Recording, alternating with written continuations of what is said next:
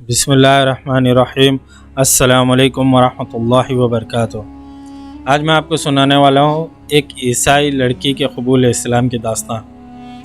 اللہ تعالیٰ نے مجھے ہر طرح سے نوازا ہے۔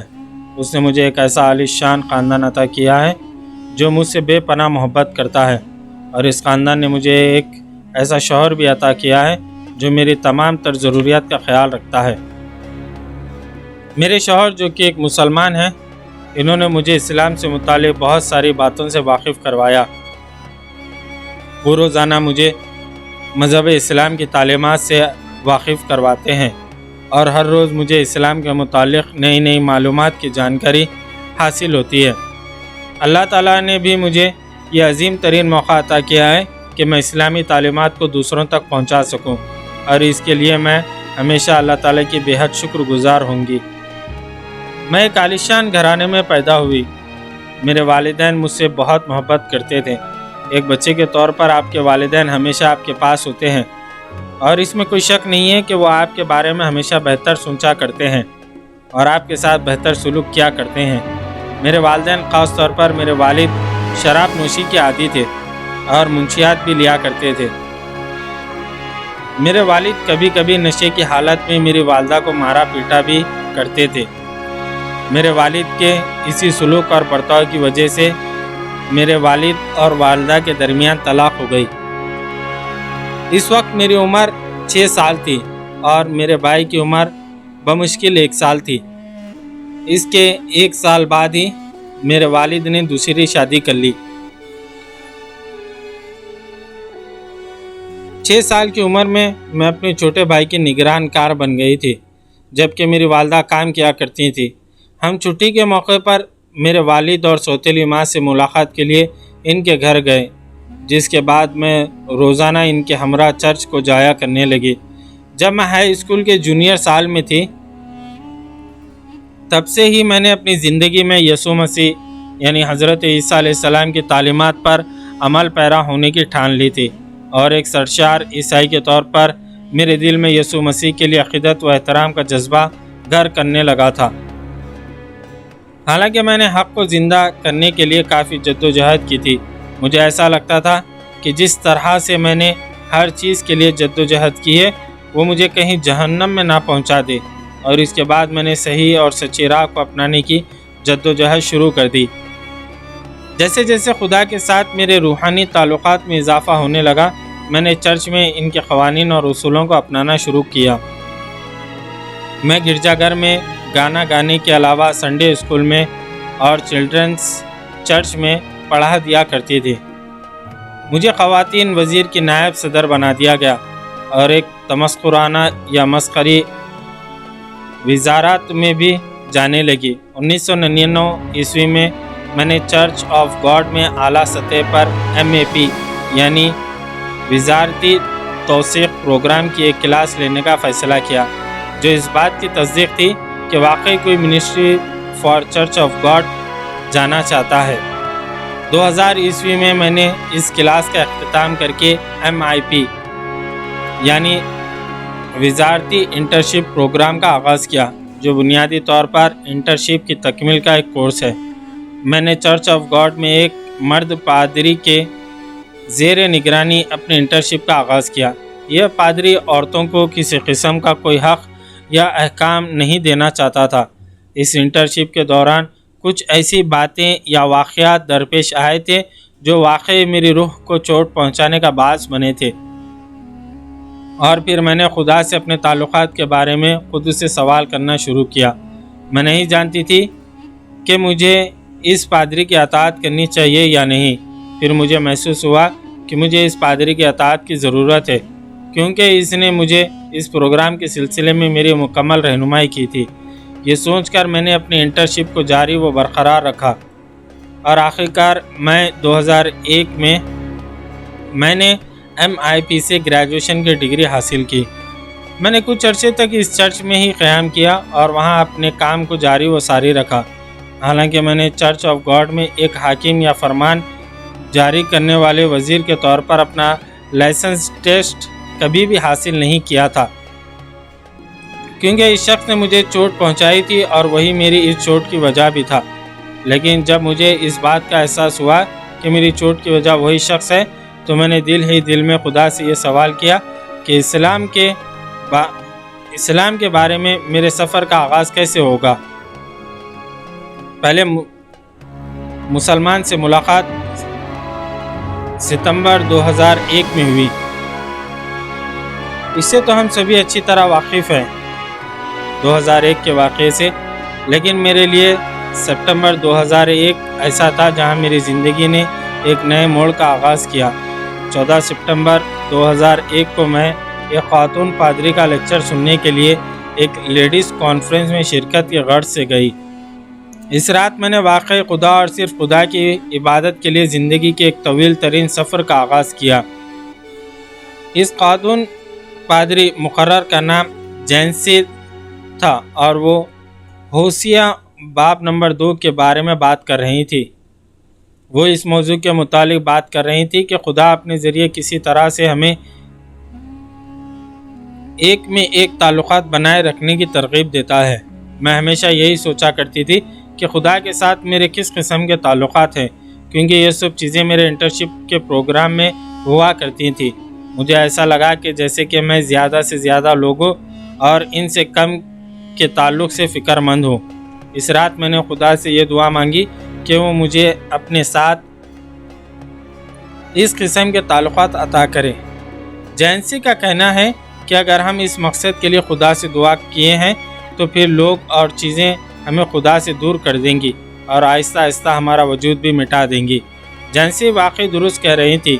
اس رات نے میری زندگی کو بدل کر رکھ دیا اور پھر اسلام کے لیے میرا سفر جلدی شروع ہو گیا۔ اس کے بعد میری ملاقات ایک ایسے نوجوان شخص سے ہوئی جو امریکی تہذیب سے نہیں تھا اور مجھے اس بات کا یقین نہیں تھا کہ اس کا مذہب کیا تھا۔ جب مجھے یہ پتہ چلا کہ وہ ایک مسلمان ہے تو ہم نے 11 ستمبر اور سیاست کے بارے میں اس کے جذبات کے تعلقات سے بات چیت کا آغاز کیا۔ وہ شخص اپنے مذہب کے بارے میں بہت زیادہ جانکاری اور معلومات رکھتا تھا۔ مجھے یہ دیکھ کر کافی حیرت ہوئی کیونکہ میرے لیے یہ ناقابل فہم بات تھی۔ اللہ نے اسلام کے لیے اپنا پہلا قدم رکھنے کی مجھے تلقین عطا کی۔ ہم نے مذہب اسلام کے تعلق سے زیادہ کثرت سے بات چیت کرنی شروع کر دی۔ میں نے کبھی بھی خود کو مذہب اسلام میں تبدیل کرنے کی کوشش نہیں کی اور نہ ہی میں تبدیل کرنا چاہتی ہوں۔ وہ شخص مجھ سے میرے مذہب کے بارے میں سوال کرنے لگا، جس پر مجھے لگا کہ میرے خیال میں ان سوالات کے جوابات بہتر طور پر جانتی ہوں، لیکن جب اس نے کتاب واپس کرنے کے بارے میں پوچھا تو میں یہ نہیں کر سکی۔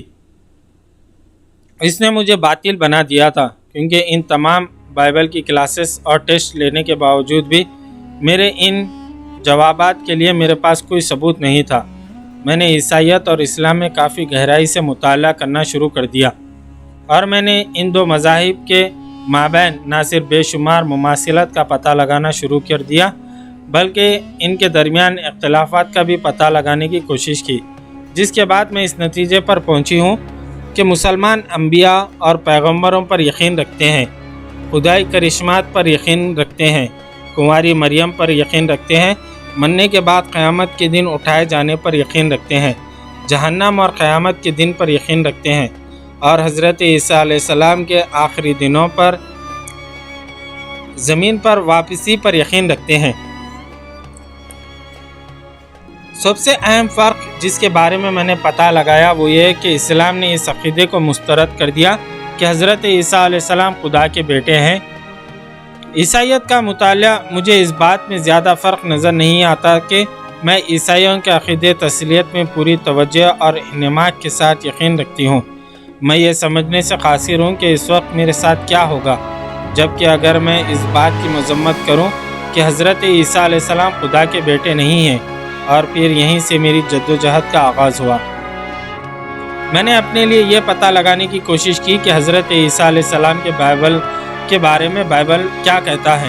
سب سے پہلی چیز جس کا میں نے مطالعہ کیا تھا وہ ہے بائبل کی تحقیق شدہ ہونا، جس نے مجھے الجھن میں ڈال دیا کیونکہ مجھے پتہ چلا کہ بائبل کی اصلی قلمی کتابیں دستیاب نہیں ہیں۔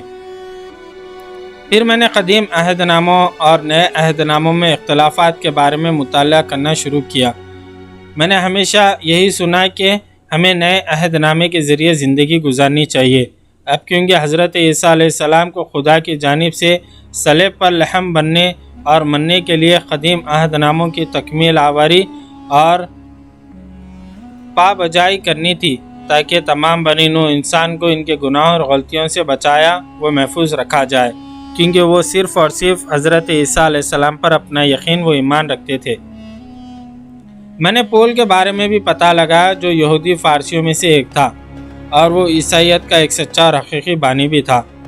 میتھیو میں حضرت عیسیٰ علیہ السلام نے پول کے فرقے کے بارے میں جو کچھ بھی کہا تھا وہ الفاظ یہ ہیں: پول حضرت عیسیٰ علیہ السلام کے پیروکاروں کا ایک بہت بڑا اذیت رساں یعنی ایذا پہنچانے والا شخص تھا، اور یہاں چند مقامات پر اس کا حوالہ بھی دیا گیا۔ حضرت عیسیٰ علیہ السلام کا کہنا ہے کہ پول نے سب کچھ حاصل کر لیا تھا اور وہ اس کے خلاف کام کیا کرتا تھا۔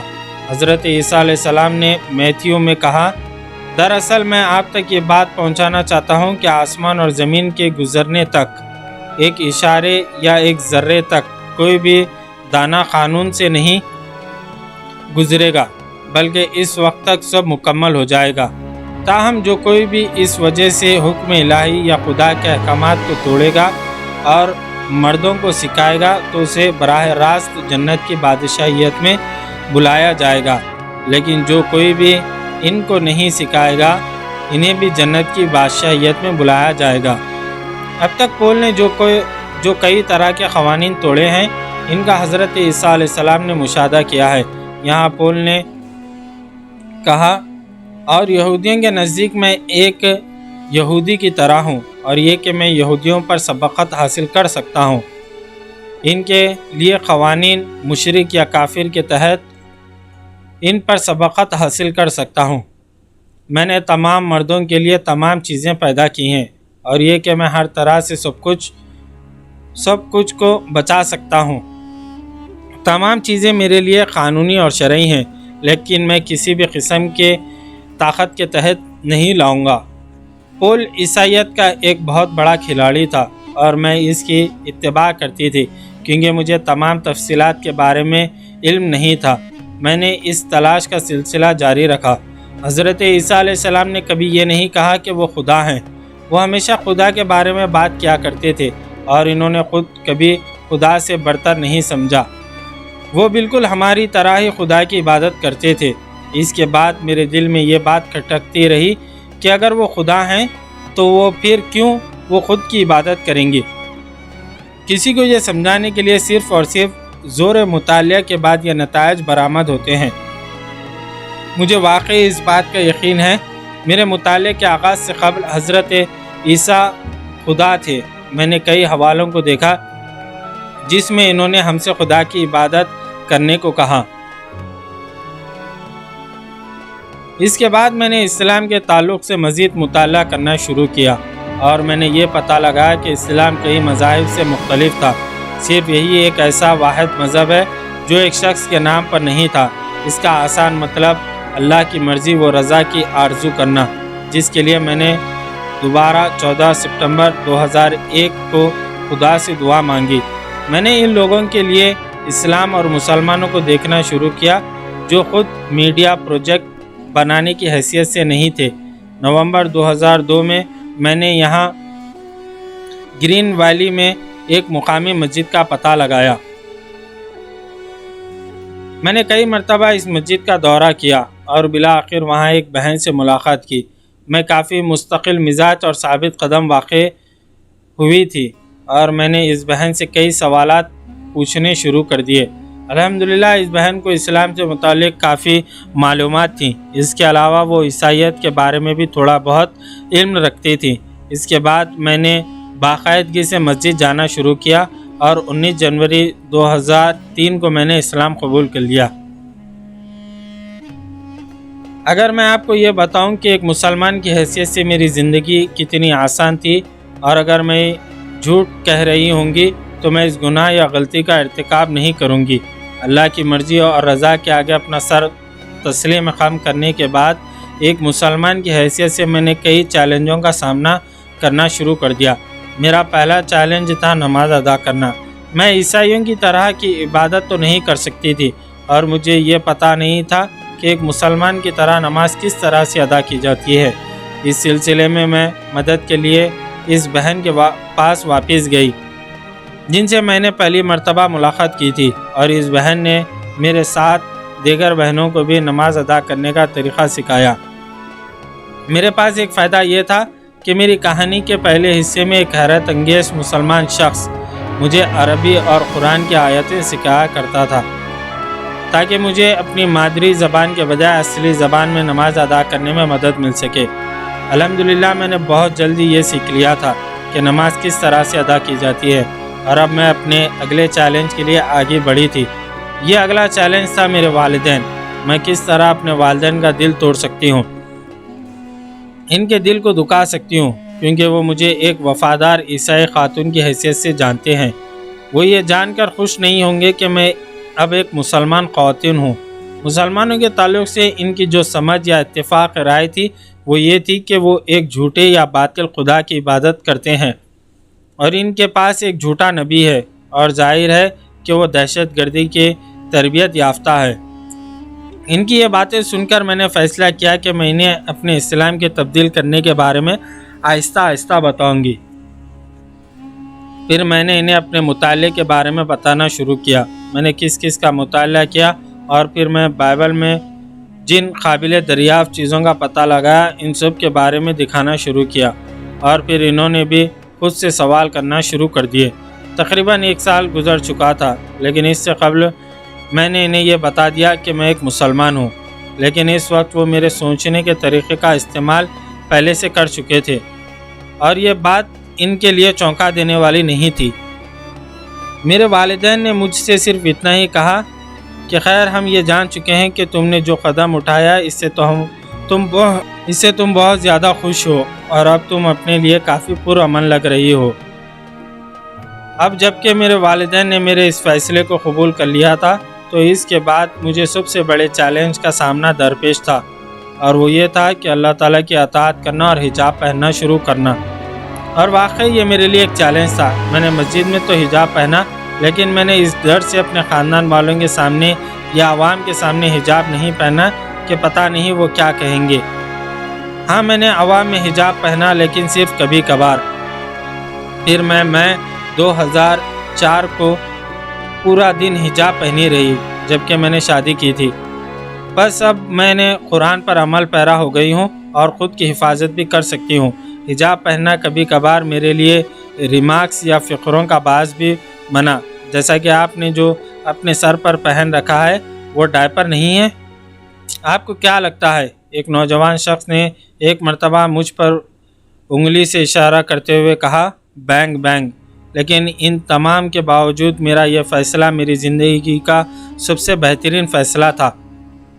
مجھے لوگوں کا ڈر خوف نہیں تھا، بلکہ مجھے تو اللہ کا ڈر خوف تھا، اور اس نے ہر جگہ اور ہر قدم پر میری کافی مدد کی۔ جب میرے ساتھ اللہ کی مدد ہے تو میں نے بھی ان سارے سوالوں اور مجھ پر کسے جانے والے فقروں کے جوابات دیے کہ میں اب ایک مسلمان ہوں۔ ایک مسلمان کی حیثیت سے میری زندگی بس شروع ہوئی تھی۔ یہ اتنا آسان نہیں ہے، اور اس کے بارے میں کسی نے کہا ہے کہ اس کا کیا ہوگا۔ قرآن پاک میں ایک آیت ایسی ہے جس کے بارے میں روزے کا ذکر ہے، اور اس کو پڑھ کر میں نے روزہ بھی رکھا۔ مجھے پتا ہے کہ مجھے اللہ پر سب سے زیادہ ایمان و عقیدہ ہے جو کبھی نہیں ٹوٹے گا۔ میں صرف اور صرف اللہ سے ڈرتی ہوں، اور میں جانتی ہوں کہ جب میرا پہلی بار اسلام سے رابطہ ہوا تب سے انہوں نے ہمیشہ میری دعائیں سنی۔